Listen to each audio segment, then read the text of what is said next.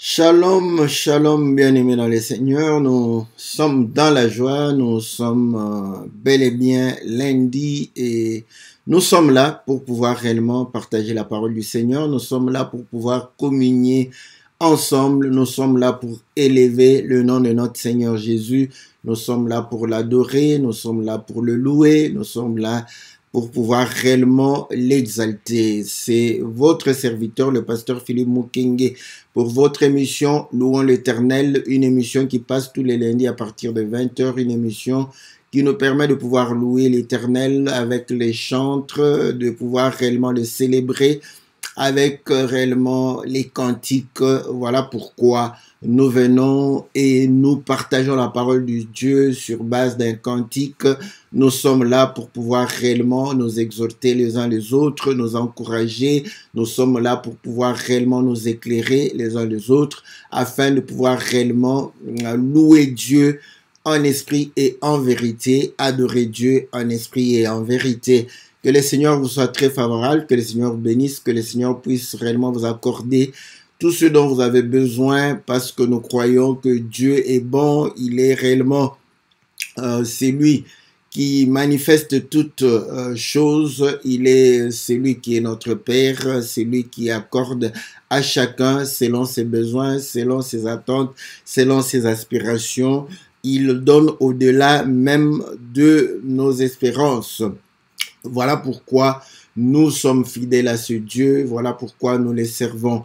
Que l'Éternel vous bénisse, que l'Éternel vous soit très favorable. Nous bénissons tous les frères et sœurs qui soutiennent l'œuvre que nous faisons au travers leurs prières, au travers réellement leur soutien financier. Que le Seigneur vous soit très favorable, que le Seigneur vous bénisse, que le Seigneur puisse réellement se souvenir de vous, que le Seigneur puisse récompenser tous les efforts que vous faites, que le Seigneur puisse réellement vous accorder au centuple. Merci à tous les bien-aimés qui participent à ces émissions, que le Seigneur vous soit très favorable, que le Seigneur vous bénisse, que le Seigneur puisse réellement vous accorder toutes les bénédictions qu'il a réservées pour vous, qu'il ouvre réellement vos voies, qu'il puisse réellement vous faire prospérer, qu'il puisse vous accorder la joie, la paix que le monde ne peut recevoir, que le Seigneur soit réellement votre bénédiction dans le nom puissant et glorieux de notre Seigneur Jésus.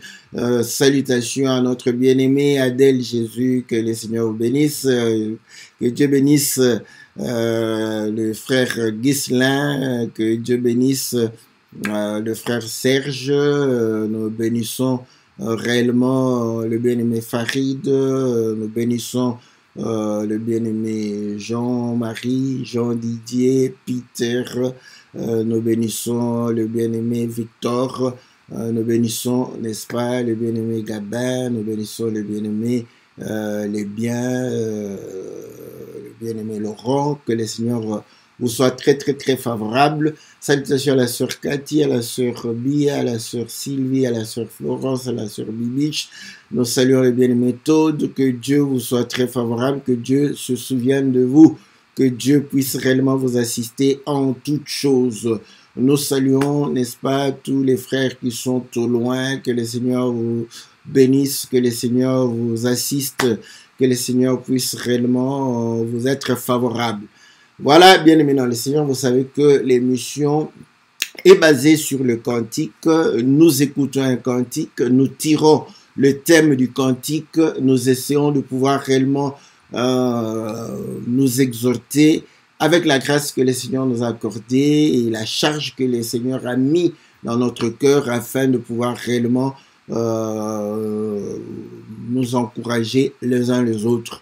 Et après cela, nous revenons à notre studio virtuel pour pouvoir réellement permettre à ce que nous puissions suivre, n'est-ce pas,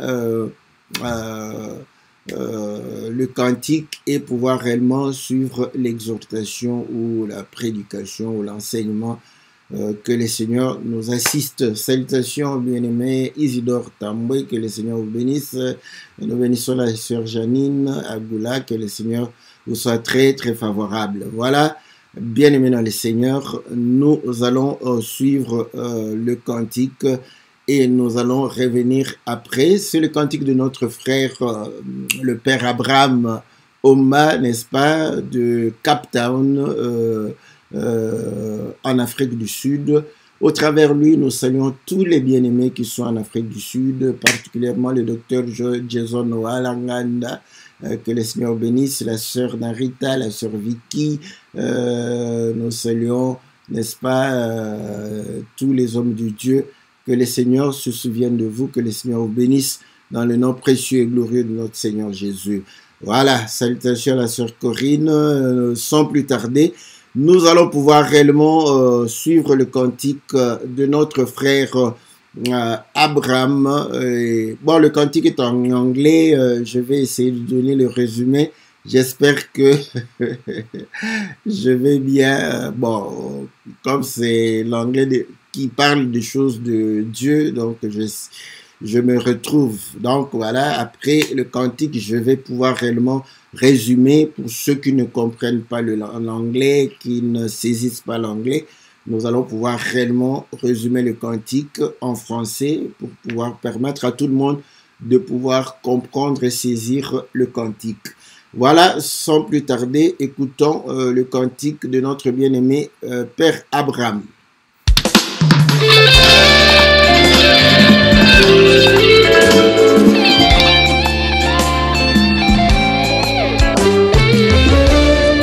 Yahweh, our Elohim, Yahushua HaMashiach, you told me to not eat that fruit, but I failed to obey your law.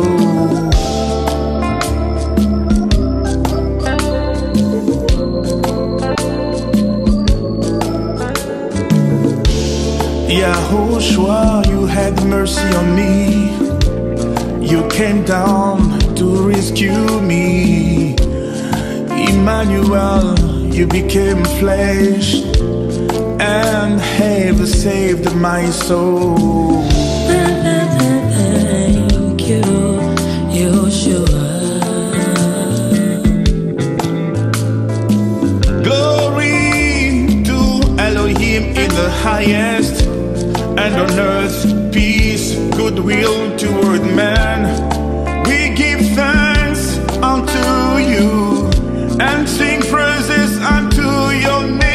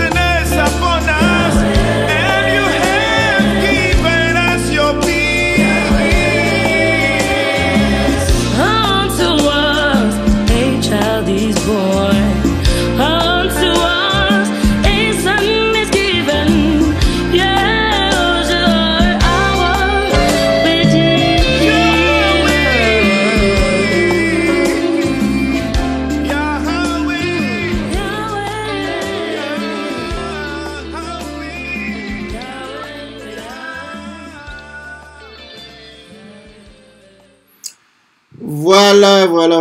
Nous revenons dans notre studio virtuel pour pouvoir réellement parler de la part du Seigneur. Donc, c'est le cantique de notre bien-aimé, le Père Abraham de Cape Town. Il a chanté pour dire que tu m'as donné l'ordre de ne pas manger le fruit de l'arbre de la connaissance du bien et du mal, mais j'ai failli, j'en ai mangé, et j'ai chuté, j'ai péché.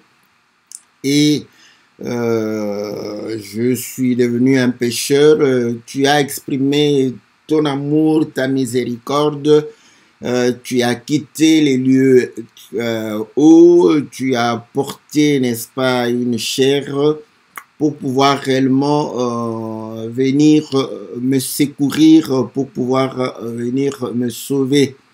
Gloire à toi qui est dans le lieu très haut. Tu es venu et tu t'es manifesté comme celui qui pourvoit dans ma vie, celui qui me guérit lorsque je suis malade, celui qui me soutient, celui qui m'assiste.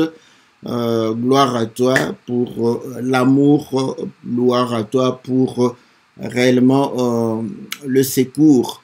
Voilà pourquoi il s'est référé à l'écriture où il est dit « Un enfant nous est né, un fils nous est donné ». Pour montrer qu'il est venu pour pouvoir nous donner la paix, il est venu pour pouvoir réellement nous racheter, n'est-ce pas, du péché. Et tu nous as donné la paix que le monde ne peut recevoir. Voilà pourquoi nous te célébrons. Voilà, j'espère que j'ai dit l'essentiel du cantique. Je salue ma sœur Josée. Elle, peut-être que elle a saisi tous les cantiques très correctement. Donc, si on a manqué les parties majeures, elle pourra nous aider. Donc, nous la saluons. Que le Seigneur vous soit très, très favorable. Parce que le Seigneur est notre Rédempteur. Donc, voilà, j'ai repris simplement le titre du bien-aimé, parce que parlant de Jésus comme étant le Rédempteur, cela voudrait dire que le Seigneur est venu nous racheter. Donc, et l'illustration, n'est-ce pas, dans le clip, j'ai beaucoup aimé. Vous allez voir que il va montrer que la loi va placer l'homme dans la prison et la grâce va venir libérer l'homme. Et la loi a été représentée par un policier, n'est-ce pas? Et la grâce a été représentée par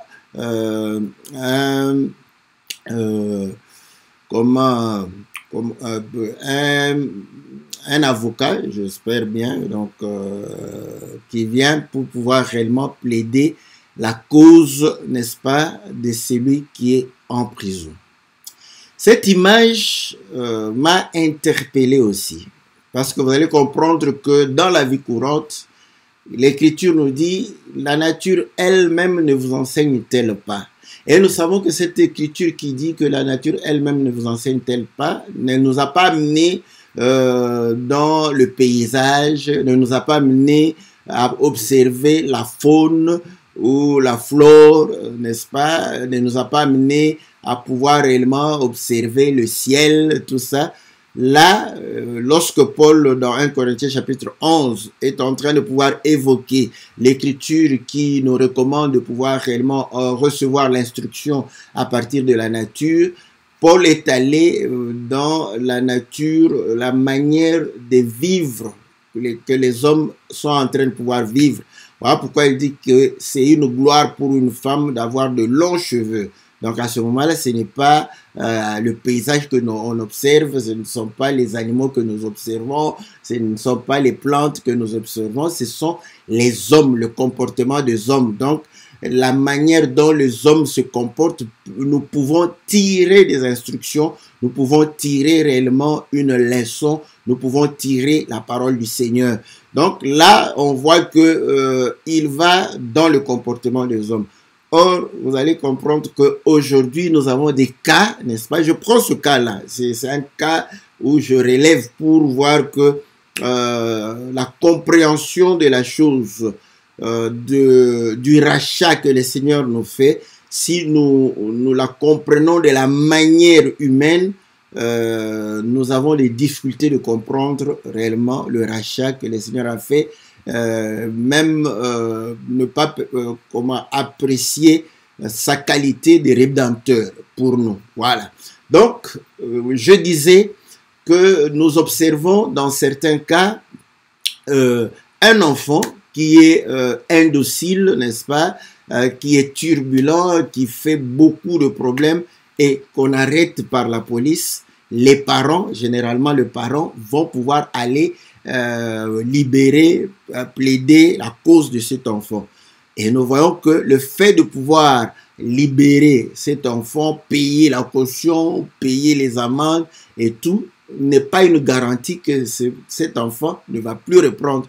Et parfois, je prends ce cas exprès où l'enfant, malgré tout ce que les parents font, il continue, n'est-ce pas, à mener sa vie, des turbulences, à pouvoir faire des dégâts, à voler, à se bagarrer, à se retrouver plusieurs fois incarcéré par la police, détenu, n'est-ce pas, à garde à vue par la police, le temps que les parents viennent.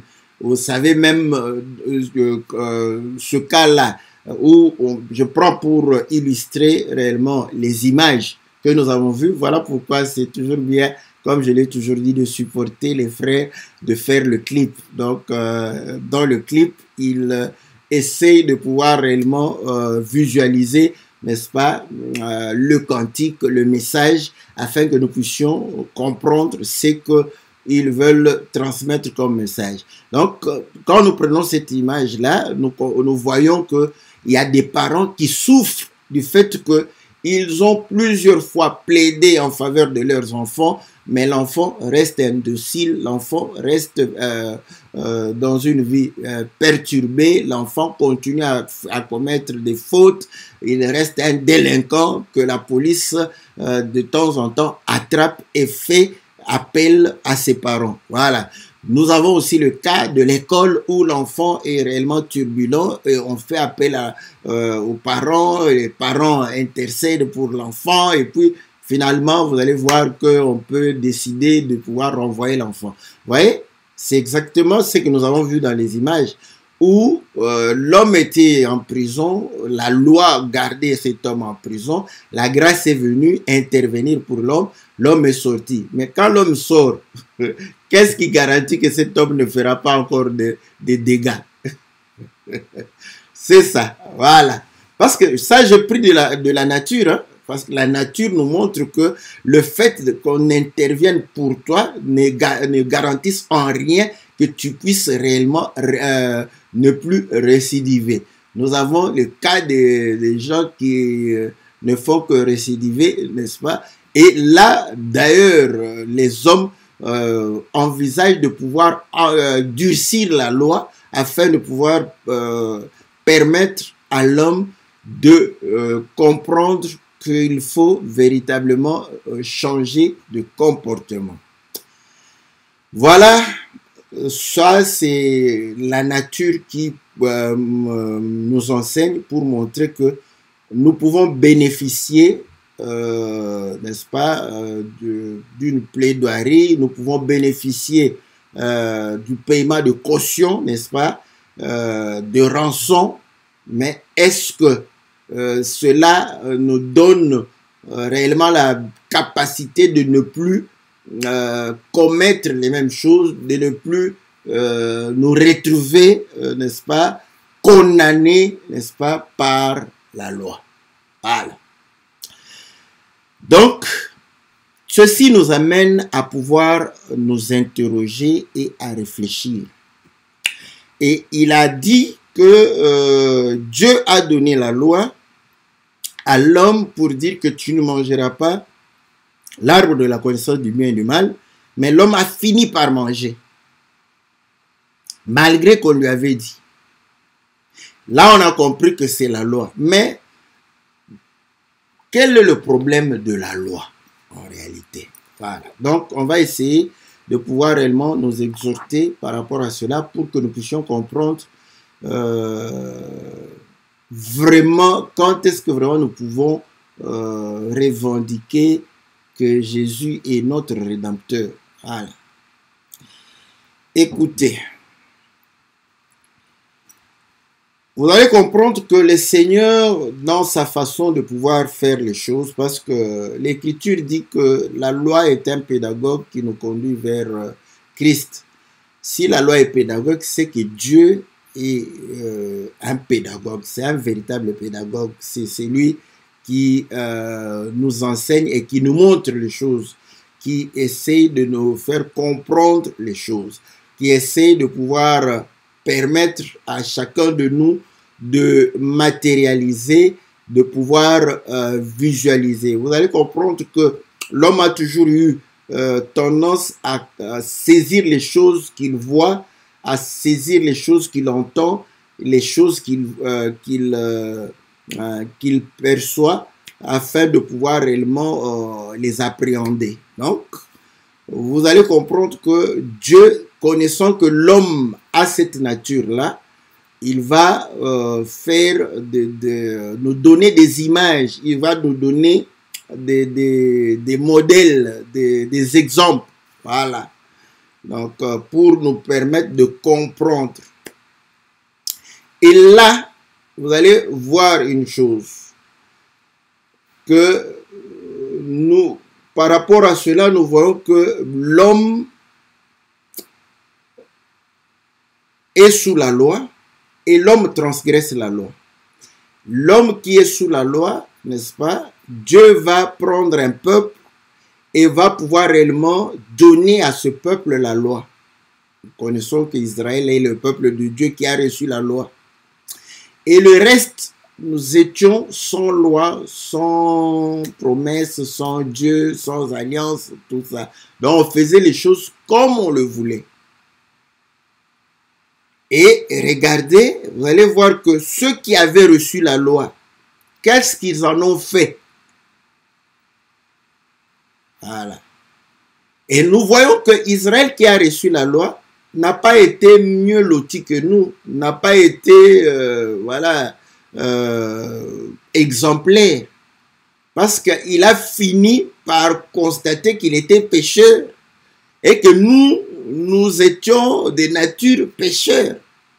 Donc, vous allez comprendre que ceux qui étaient sous la loi étaient des pécheurs, ceux qui n'avaient pas la loi étaient aussi des pécheurs.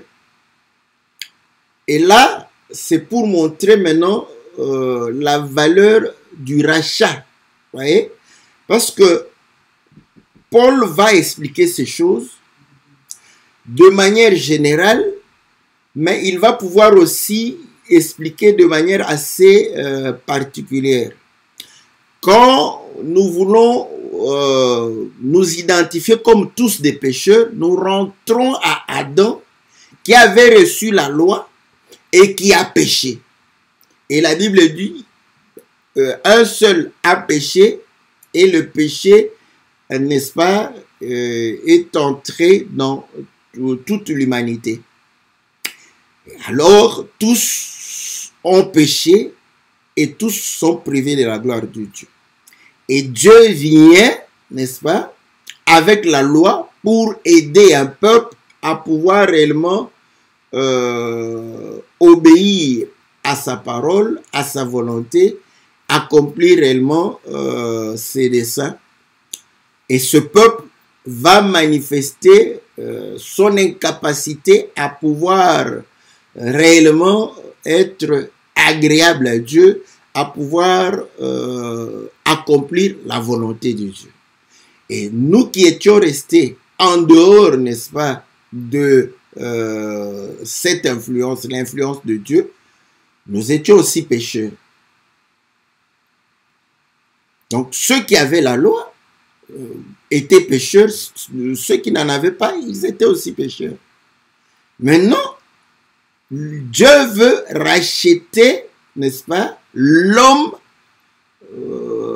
de la vie qu'il était en train de mener, du péché, n'est-ce pas? De la prison du péché. Et Paul va expliquer pour montrer que, effectivement, ceux qui étaient sous la loi se sont rendus compte qu'ils étaient aussi esclaves du péché. Ils étaient sous le péché. Et ceux qui n'avaient pas la loi, bon, eux, ils se rendaient compte que voilà, ils n'avaient pas une bonne vie. C'est là où Paul va commencer à expliquer, n'est-ce pas, pour démontrer à ceux qui avaient la loi. Pourquoi Paul, quand il parle, il prend part par rapport à ceux qui n'avaient pas la loi. Nous sommes dans le livre de Romains, au chapitre 2.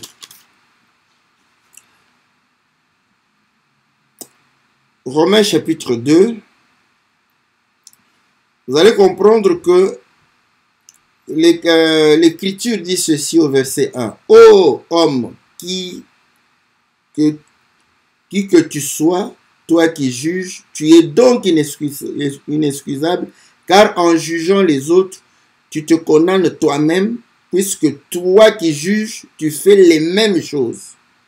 Nous savons en effet que le jugement de Dieu contre ceux qui commettent de telles choses est selon la vérité. Et penses-tu, ô homme qui juge ceux qui commettent de telles choses et qui le fait, que tu échapperas au jugement de Dieu? Ou méprises-tu les richesses de sa bonté, de sa patience, de sa longanimité, ne reconnaissant pas que la bonté de Dieu te pousse à la repentance?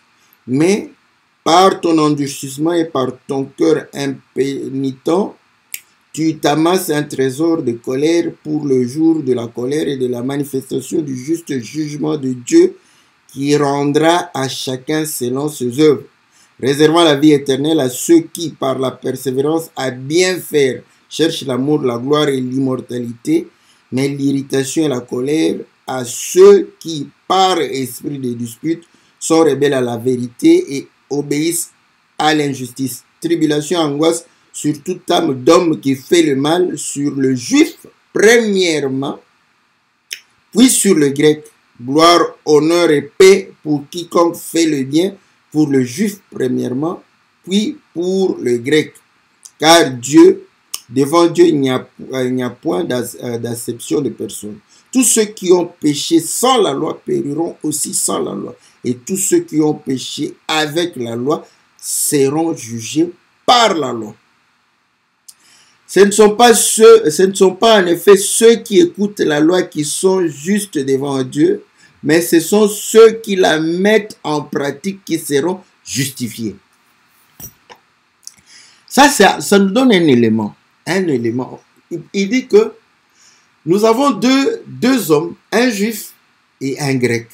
Le grec n'a pas la loi, le juif a la loi. Et il demande aux juifs de ne pas juger le grec. Pourquoi? Parce que tout en jugeant le grec, il commet les mêmes choses que le grec, les mêmes choses que le païen. Et là, il démontre que, en fait, Dieu va punir et le juif qui a la loi, mais qui n'obéit pas à la loi, et le grec qui n'a pas la loi et qui pêche sans la loi. Maintenant, cette phrase ici, c'est ce qui m'intéresse. Et ce ne sont pas en effet ceux qui écoutent la loi qui sont justes devant Dieu. Donc, le fait de pouvoir écouter la loi. Quand tu écoutes la loi, tu prends connaissance de la loi. Cela ne te justifie pas devant Dieu. Mais, il dit, mais ce sont ceux qui la mettent en pratique qui seront justifiés. Écoutez, n'est-ce pas, l'exemple de Paul. Un qui écoute la loi, mais qui ne la met pas en pratique. Un autre qui n'écoute pas la loi, mais qui met en pratique la loi. Il n'écoute pas la loi, mais met en pratique la loi. Est-ce que vous comprenez ce que moi aussi, ce qui m'intrigue? Mais si je n'écoute pas la loi, comment je peux mettre en pratique la loi? Oui. Cela vous dit, je change le français.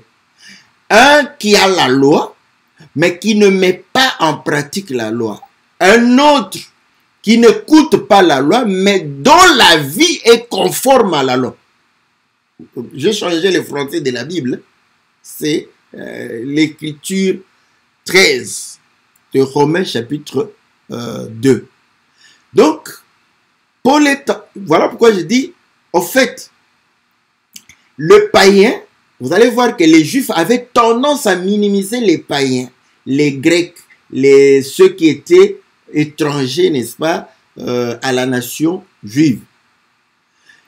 Paul prend leur défense et condamne les Juifs qui ont la loi, mais qui commettent les mêmes choses que les païens.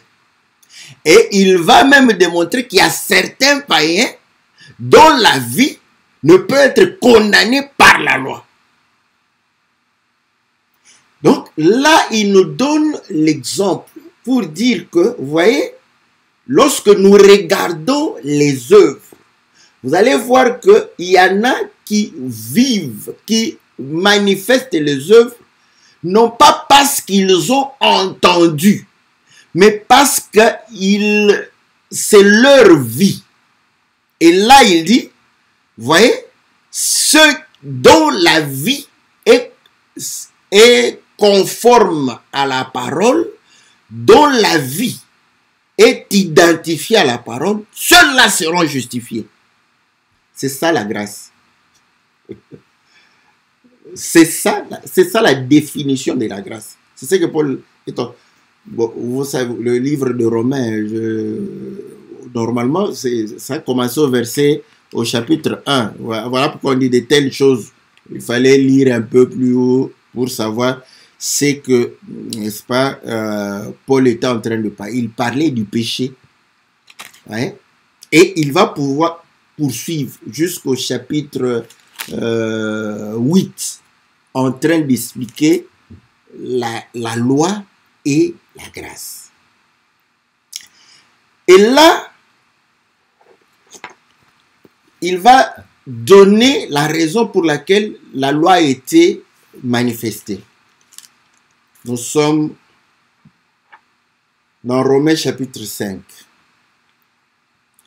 Romains chapitre 5, au verset 12. C'est pourquoi... attendez... Voilà. Non. Ici, ce n'est pas...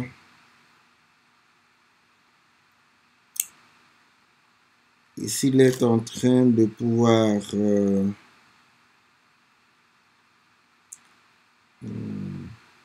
c'est plutôt, je crois, au chapitre 7. Au chapitre 7. Je commence au verset 12. La loi est donc sainte et le commandement est saint, juste et bon. Ce qui est bon a-t-il donc été pour moi une occasion de mort? Loin de là, mais c'est le péché, afin qu'il se manifesta comme péché en me donnant la mort par ce qui est bon, et que par le commandement, il devint condamnable au plus haut point. Voilà. Je crois qu'il y a une écriture où vraiment ça reprend ceci. Pourquoi donc la loi? Donc ici, c'est une justification de montrer que pourquoi Dieu a donné la loi. Dieu a donné la loi pour condamner le péché. Dieu a donné la loi pour condamner le péché. Et aujourd'hui, les hommes mettent des lois pour condamner, n'est-ce pas, ce qui est mal, généralement. Voilà. Et donc, vous voyez que aujourd'hui, fumer dans le lieu public, on a interdit. Vous voyez? Quand on interdit, c'est pour pouvoir montrer que fumer, c'est pas bien, c'est pas une bonne chose. Mais auparavant, quand on ne savait pas que la fumée tuait, provoquait des maladies, donc les gens avaient droit de pouvoir fumer. Ouais, ça ce sont des exemples. Les interdits. La loi en termes d'interdits vient manifester, n'est-ce pas, le péché pour montrer que cet interdit-là est un acte négatif, un acte nocif, un acte, n'est-ce pas, qui cause, n'est-ce pas, des dégâts ou des problèmes. Donc, vous voyez, en fait, la loi n'a pas été donnée pour sauver l'homme. La loi a été donnée pour que le péché soit condamné. Voilà. Ceci fait que quand Dieu donne la loi, en réalité, il ne donne pas à l'homme la force d'accomplir la loi. Mais cependant, vous allez comprendre que tant que l'homme n'est pas confronté par rapport au péché ou à la tentation, l'homme ne péchera point.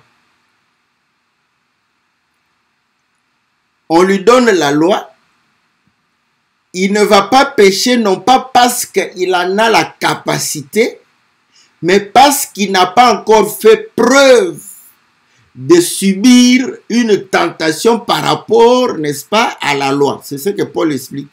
Voilà pourquoi il dit que la loi est bonne, mais par la loi, le péché, n'est-ce pas, m'a donné la mort. Et là, on comprend très clairement que la connaissance, parce que c'est lui qui écoute la loi, a la connaissance de la loi, mais il n'en a pas la capacité. Il a l'impression qu'il a la capacité d'obéir à la loi. Mais en réalité, il n'en a pas. Et pour preuve, nous rentrons au commencement. Vous allez voir que on a dit à l'homme, tu ne mangeras pas. Il ne mangeait pas. Donc, tant qu'il ne mangeait pas, il pouvait se satisfaire. Voilà pourquoi les Juifs qui étaient sous la loi, ils se satisfaisaient de la loi parce que parfois ils ne péchaient point par rapport à certaines lois. Non pas parce qu'ils ont la capacité ou la force, mais parce que le péché n'a pas encore saisi l'occasion pour pouvoir produire, n'est-ce pas, la convoitise. Voilà pourquoi vous allez comprendre que il y a certains qui ont développé, n'est-ce pas, cette réflexion pour dire que non, si tu n'es pas impudique, ce n'est pas parce que tu es meilleur qu'un impudique, c'est peut-être parce que tu n'as pas encore été tenté par l'impudicité. Tu ne t'es pas retrouvé dans un endroit où, n'est-ce pas, où tu peux facilement céder à l'impudicité. Ouais? Donc à ce moment-là, si tu ne t'es jamais retrouvé devant une femme qui veut te séduire, une femme qui veut t'attirer, tu peux te dire que non, voilà, moi, mais le jour où tu feras face à cela, c'est là où tu sauras si tu es capable de résister ou pas. Vous voyez? Donc les gens ont développé, c'est comme pour dire que non, moi, je ne peux pas me laisser corrompre. Oui, parce que tu n'as jamais été face à une corruption, n'est-ce pas? Quand tu dis jamais je me ferai corrompre, dans ta tête, tu te dis que non, mais je ne peux pas me faire corrompre pour 1000 €, je ne peux pas me faire corrompre pour 1 000 $. Mais si on te présente 1 million de dollars, tu veux changer d'avis. Ouais? Donc, voilà pourquoi les gens disent que tout le monde est corruptible, n'est-ce pas? C'est le montant, chacun a son montant. Certains se font corrompre pour 10 €, d'autres pour 20, d'autres pour 50, d'autres pour 100, d'autres pour 200, pour 500, pour 1000. On monte comme ça. Et il y a un prix. Voilà. Si on te dit que non, voilà, tu nous laisses passer, tu as 1 milliard d'euros. Mais c'est fini, ta vie est tout tranquille, n'est-ce pas? Voilà. Ta vie sera tranquille, tu ne pourras plus travailler. Donc, à ce moment, tu vas réfléchir ah, mais vous me demandez quoi? De vous laisser simplement passer. Et vous me donnez 1 milliard. Après, tu te dis, mais bon, laissez les gens passer, est-ce que c'est un problème?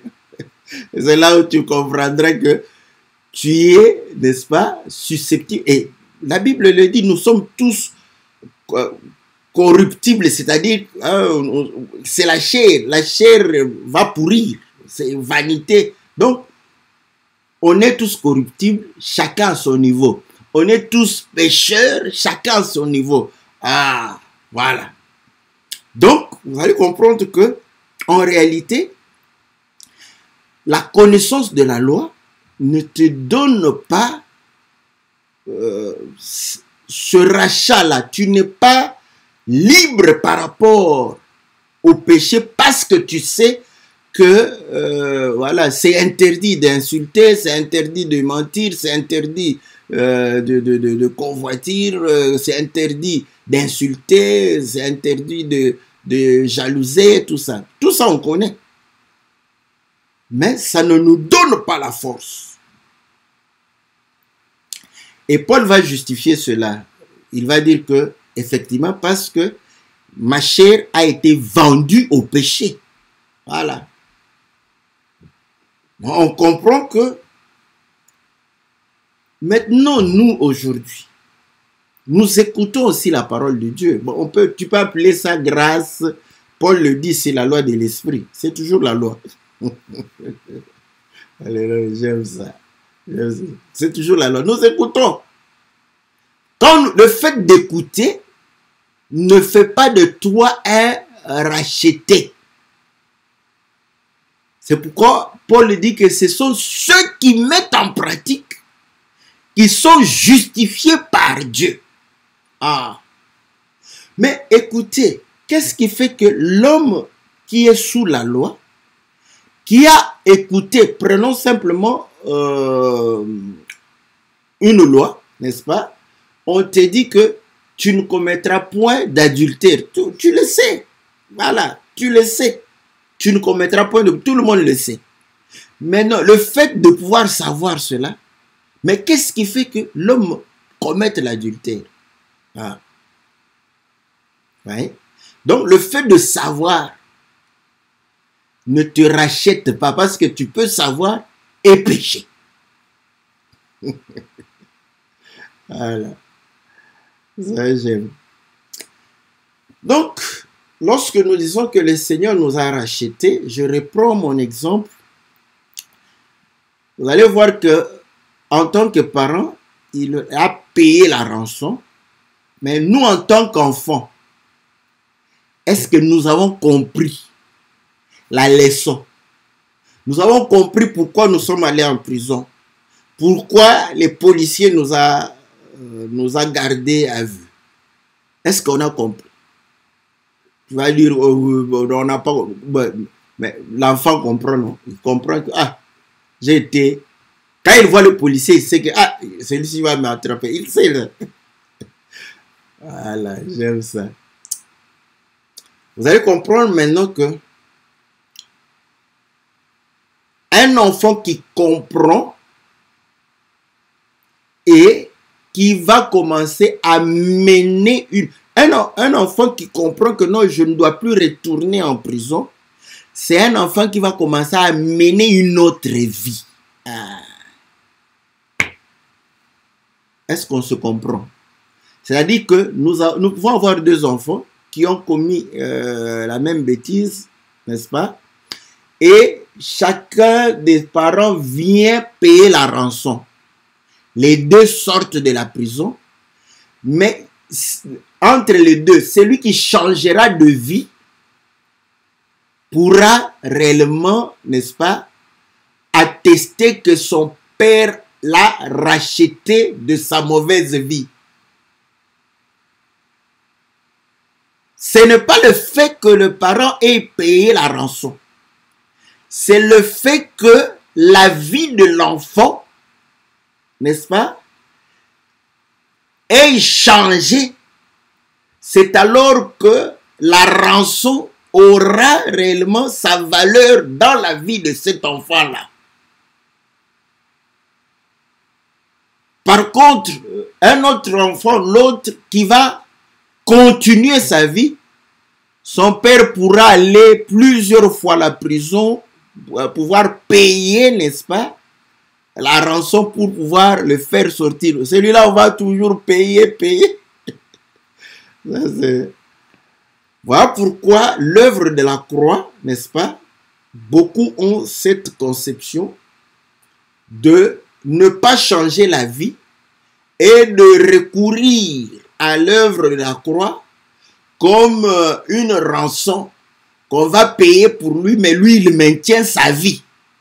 C'est comme ça que cette façon de pouvoir se purifier par le sang de Jésus, vous voyez, comme s'il y a un stock du sang de Jésus où on va puiser là-bas pour payer, n'est-ce pas, tout ce qu'on fait de mauvais là.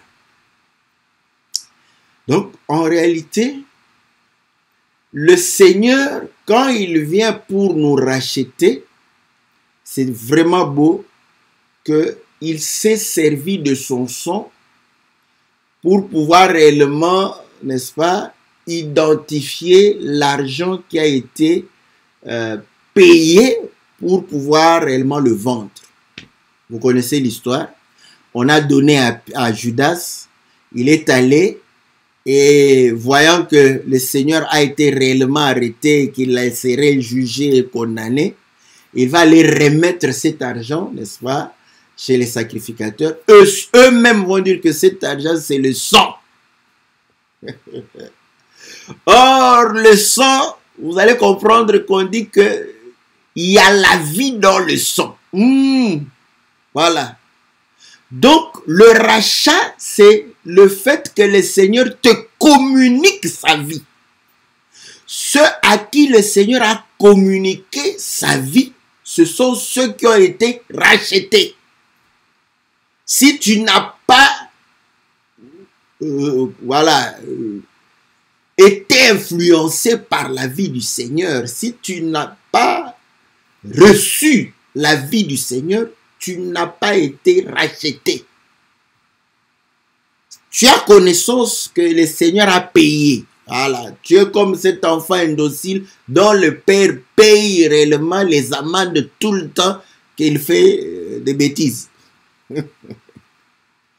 Et finalement, le père va dire, ouais, mais cet enfant, il ne ressemble en rien à... Vous voyez? Donc, notre rachat se confirme par la vie que nous recevons. Voilà. C'est le Seigneur est venu, il a porté la chair comme nous, n'est-ce pas, afin de nous communiquer sa vie. Ceux qui ont réellement reçu la vie du Seigneur, ils ont reçu leur rachat.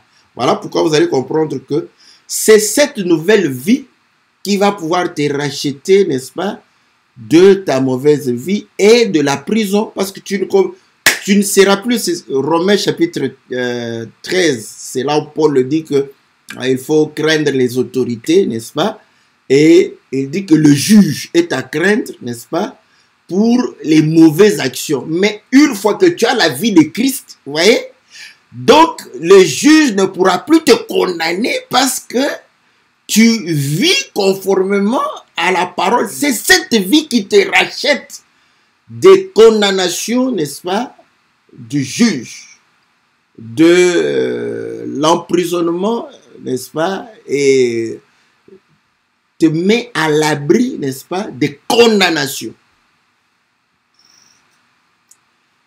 Ce n'est pas le fait d'avoir, à l'image que Jésus m'a racheté, tu fermes les yeux et il est passé, il est allé à la croix. Tout ça, ce sont des récits. Voilà pourquoi vous allez comprendre que celui qui est sous la loi, c'est-à-dire qu'il est sous les ordres. C'est-à-dire les paroles sont des paroles d'une autre personne. Ce ne sont pas ses convictions, ce ne sont pas ses aspirations, ce ne sont pas ses désirs, ce ne sont pas réellement une poussée, n'est-ce pas, en lui. Donc, il est sous la loi. Il croit. Voilà pourquoi beaucoup de chrétiens croient qu'ils ont été rachetés. Et cela produit l'orgueil. Voilà pourquoi les Juifs qui croyaient, n'est-ce pas, vivre la parole, en eux, il y a eu l'orgueil qui s'est installé. Ils ont commencé à mépriser les autres. Aujourd'hui, les chrétiens aussi, quand tu estimes que tu vis la parole de Dieu, tu vas mépriser ceux qui ne vivent pas encore la parole de Dieu. Ça se fait entre nous facilement. Tu le regardes avec mépris, tu le calomnies, parce que parfois tu n'as pas le courage de pouvoir le dire en face qu'il mène une mauvaise vie. Tu vas commencer à chuchoter. Pas différent. En fait, pas différent. Parce que la loi pour nous, la parole de Dieu ou l'évangile pour nous est devenu, n'est-ce pas, comme quelque chose que nous écoutons. Et tant que nous ne sommes pas exposés à la tentation, on croit que on est délivré. Cependant, tu n'es pas délivré parce qu'en réalité, tu as la connaissance, n'est-ce pas, mais tu n'as pas la vie de cette parole-là. Tu n'es pas différent des gens que tu condamnes. Voilà pourquoi le jour où le Seigneur a attrapé la femme en flagrant délit, il y a celui qui ne pêche point. Tous sont partis. Hein. Voilà. Aujourd'hui aussi, si on peut, que les gens qui condamnent les autres, si on leur dit, toi, jure devant Dieu que toi, tu ne pêches point. Bon, aujourd'hui, les gens, comme ils sont vraiment des incrédules, il va même jurer. Et pourtant, c'est un pécheur. Un pécheur. Et bien, il va jurer. Il peut vous jurer. Je jure, moi, je ne pêche pas, je jure. Parce qu'il sait que même s'il le fait, il n'y aura rien. Hein? Donc, là, vous allez comprendre que lorsque nous avons la vie du Seigneur, comme le Seigneur, nous allons supporter ceux qui pêchent. Nous n'allons pas les mépriser. Nous sommes contre le péché, mais nous ne sommes pas contre nos frères. Voilà pourquoi nous devons condamner les actes qu'ils commettent, mais pas les condamner. Vous voyez? Regardez par exemple, quand les frères, c'est un pécheur. Vous voyez? Quand tu dis, c'est un pécheur, tu condamnes qui? Tu condamnes l'homme. Mais oui, parce qu'il a commis. Oui, il a commis. Mais tu l'attaques. Voilà. C'est un païen. Bon, c'est ton frère, mais tu dis que c'est un païen. C'est que toi aussi tu es un païen. Donc, ton frère est païen. Donc, vous ressemblez. Toi aussi tu es païen. Hein? Donc, si on avait la vie du Seigneur,